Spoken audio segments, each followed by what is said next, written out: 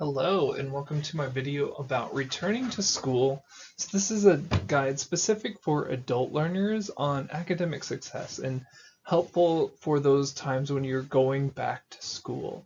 So returning to school as an adult is exciting and overwhelming simultaneously, and whether you're trying to juggle work or family or other responsibilities, the key to academic success really lies in effective planning, making sure that you have good self-care, and making sure that you're using proven strategies to help you be successful.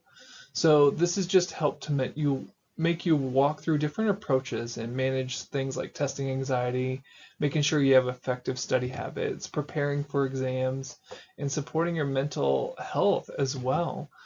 You will be balancing multiple roles as you go through a program as an adult student.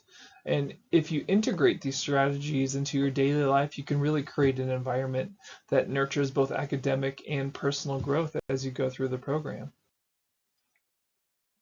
One of the first challenges that you might face is testing anxiety. It might be a while since you've taken an exam, and this is very common among adult learners. So techniques like looking at cognitive behavioral approaches and relaxation exercises can help reduce anxiety. So think about, for an example, a deep breathing or mindfulness exercises that you could do before or during exams. This might be something that's very helpful to get you into a relaxed, calm state. It's tough because you feel like there's a lot of eyes watching you as you're doing the exams and the quizzes and the program, but taking that time out to take that good deep breathing and practice your mindfulness can really be helpful to calm your brain down, to calm your body down, to help you think more clearly, not only while you're studying, but also for the exam as well. Another thing to help you would be a simulated testing environment. So this will help you become very familiar with the exam and reduce stress. So if there's a way that you can incorporate practice tests, and sometimes there is software out there that can help you with practice tests. Sometimes people have used AI to help them with practice tests. Different things like that can help you see where you recall the information and where you can work on some more. And even things like flashcards can help you do that because you're trying to recall information under stress. The more you train your brain to recall information under stress, the easier it should be when it comes time to actually take that exam. So these techniques won't take testing anxiety completely away from you. And in fact, some people might need help even further beyond these techniques with counseling and things like that, and that's okay.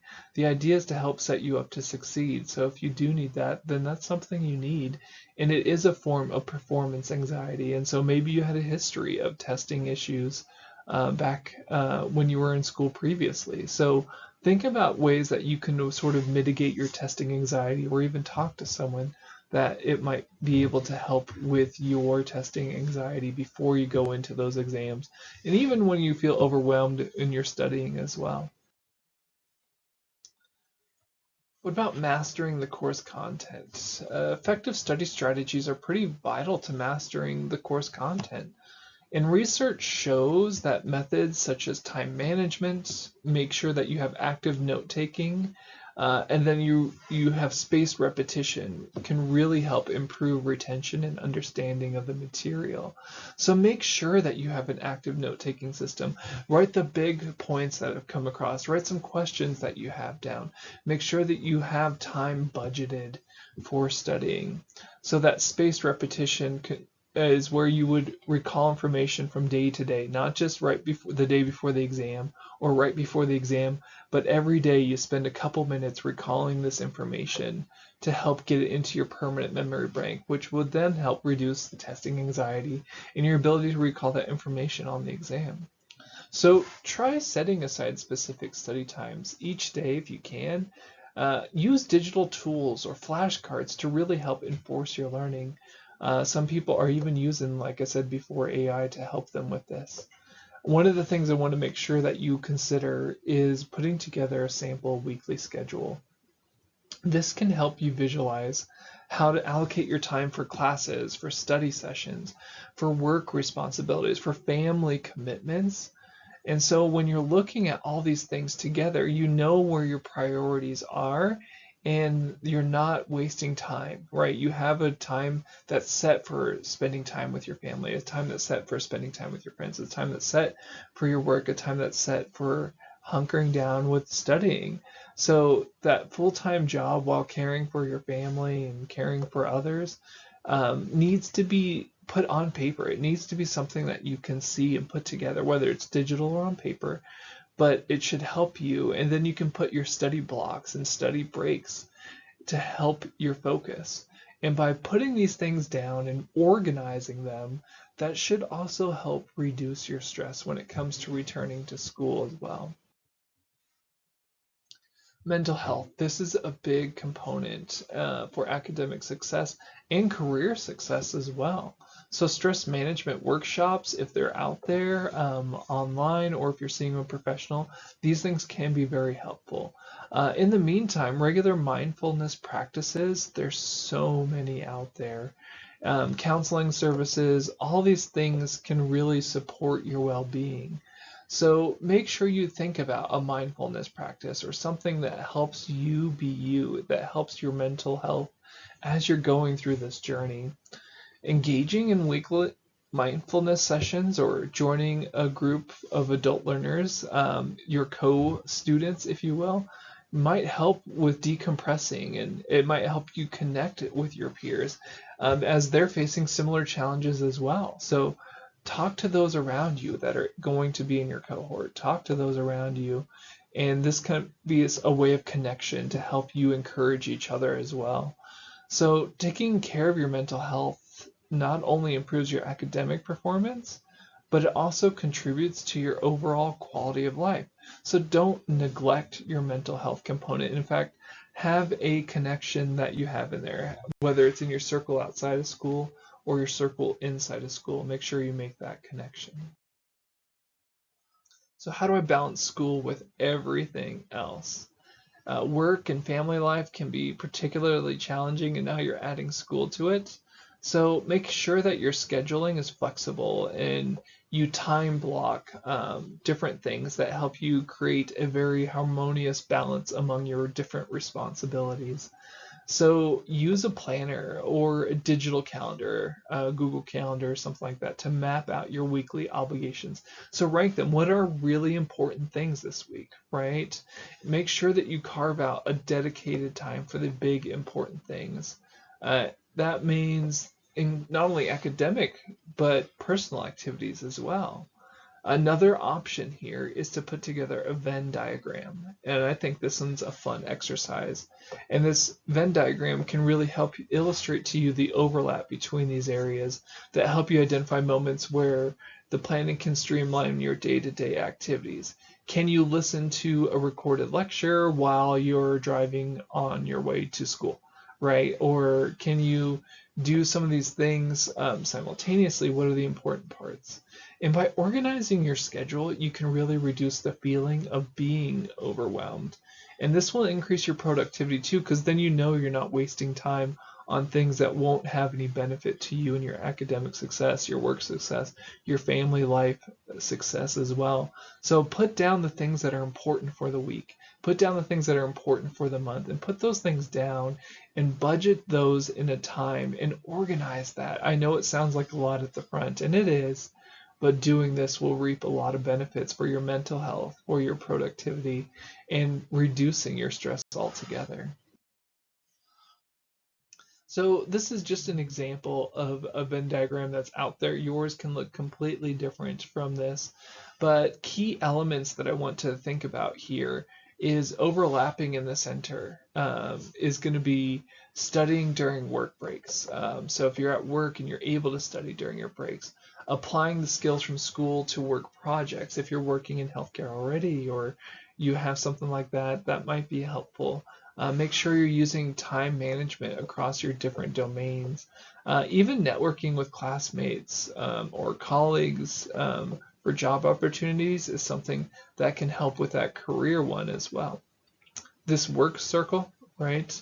That outside, that career circle, attending meetings, completing assigning tasks at work, making sure that you're collaborating with your coworkers, making sure you're hitting work deadlines. That should go in that career circle as well. The school circle, this is where you're attending classes, right? This is where you're completing your homework assignments. This is where you're participating in study groups. You're preparing for exams. So when you're looking at this Venn diagram, not the one that I have on screen here, but this is meant to help visualize imbalances. So if you see heavy workload on one side versus another, so if you're heavily focused on the work side of the work circle, and it's significantly larger than the school circle, it means that you're potentially imbalanced, where the school responsibilities are being neglected. And so how is that setting you up for success is my next question. So if there's very small overlap between all of these, it could represent a lack of integration of work and school life. So how do you put those two together? Potentially, this can lead to difficulties in applying your knowledge across different areas. So individual variations, the size and the content of each circle can be adjusted on your specific priorities. So make sure you put that into consideration. And that circle that you're looking at for personal life, show activities like exercise or family time, and make sure those overlap with work and school demands. So put together a diagram. Like I said, this is on screen is just an example that's out there, but try to put things together and see where your important parts are and try to prioritize. Once you've organized this information and you have that visual imagery, things become a lot more productive. So how do I implement these strategies? Well, it really does require a lot of dedication and self-awareness. It's one thing to be motivated. Motivation lasts for a little while, but dedication means that you're going to keep doing it no matter what. You're dedicated to making sure it gets done. And so make sure that you have that dedication and make sure that you're self-aware. You know when one area is pulling you more than the other. So set clear and achievable goals for your academic journey. This is important. Don't set the big goal of graduation. Set the goal of 1 month at a time, 1 week at a time, 1 day at a time. Make sure that you have those goals. Write those goals down. Put them in your calendar. Put them on the side of your Venn diagram. This is going to help you in your journey through this whole thing. And engage with resources, whether it's study skills workshops or mental health counseling or peers. Don't hesitate to ask for help when needed. It's one thing for us to ask for help just in general, but as an adult learner, it's even harder, it seems like, to ask for help. But don't hesitate. When you need help with things, just ask. And we're here to make sure that you can succeed as much as possible. Remember, you have unique experiences as an adult learner that enrich your educational journey. So your background, whether it's in healthcare or not, can really be helpful. And if you integrate study habits and stress management techniques and you're well organized with your schedule, this will really pave the way for academic success. So try to put these things together. What are going to be my study habits? How am I going to approach my stress management? And then making sure that I'm organized with what are the important things out of my week? What are the important things out of my day? Those things will ultimately lead to your success, not only while you're in school, but well after school. Making sure that you have stress management and organization of the things that are important to you. That leads to success outside of school as well. So things to think about as you're going through this process. All right, what happens? If you find that you need to repeat a course, don't consider this a failure. Consider it an opportunity for improvement rather than a setback. You should reflect on your previous strategies. What worked and what didn't? Are there adjustments that I needed for my study skills? Are there adjustments that I needed for my work balance? Am I working too many hours? Is it possible that I can cut back a little bit here? Is it possible that I could spend more time there? Is it possible I can get some help with things at home to help me be more successful here? So this is your time to have that introspection, reflect on your previous strategies, and you can make those adjustments. Perhaps you could benefit from more structured study sessions. Maybe you got distracted easily with study sessions, and maybe that's one of the changes that you're planning to make. Maybe you need additional support with tutoring, whether it's tutoring with a peer or with faculty. That's something that might be very helpful with your tutoring as a time management practice as well. If you don't have a lot of time, maybe you'll be more efficient if you have a tutor with you to help walk you through the big points that you're trying to get through. And remember, repeating a course provides a chance to implement changes. You can increase your engagement with a study group or even start a study group. You can use your campus resources like the peer tutoring, like the educators, the teachers, more effectively now that you've seen that doing what you did previously didn't quite work as well as you hoped it would have. So adopting a new learning technique tailored to your personal style is also something to think about. Maybe recording the lectures, voice recording the lectures as long as the teacher's okay with that, or recording yourself, reading the chapter so you can listen to that, or different things like that can really help you learn better. So what are you going to do different is something that I want you to think about. And analyzing what worked and what didn't work the first time, you can really make a more targeted improvement that increases your chance for succeeding when you're retaking the course. All right, short video, but I just wanted to make sure that I have this out there. Here are some resources that I looked at here, but hopefully you got something meaningful. Once again, thank you.